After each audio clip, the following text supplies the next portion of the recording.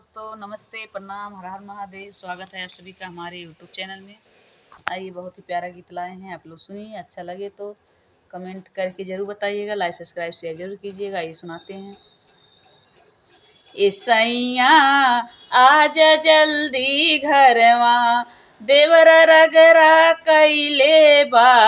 सैया आजा जल्दी घरवा, देवर रगरा फनले बाय। राजा जल्दी आजा घरवा, देवर रगरा फनले बाय। सैया जल्दी आजा घरवा, सास नदिया झगड़ा लगावे, ऊपर से जेठनी हो हमहू के सब डढ़ले बाय। सैया हमहू के सब डाढ़े लाए। पिया आजा जल्दी घरवा, देवर रगरवा कैले बाय। सैया जल्दी आजा घरवा, देवर रगरा फनले बा।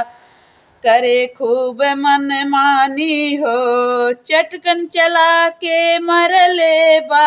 हो राजा चटकन चला के मरले बा। बलमा आजा जल्दी घरवा, देवर रगरा कैले बा। ये बलमा आजा जल्दी घरवा, देवर रगरा फनले बा। कहतानी हम सच हो, मानिला हमारी बात हो।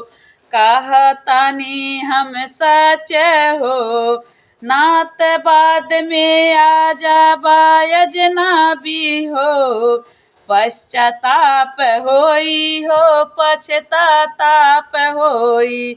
अलगे बरले चूल्हा अलग देवरनिया, अलगे चूल्हा बरले बा।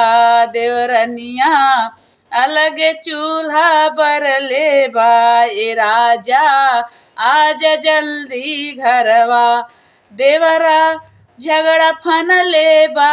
ए राजा आजा जल्दी घरवा, देवरा रगरा फनले बा।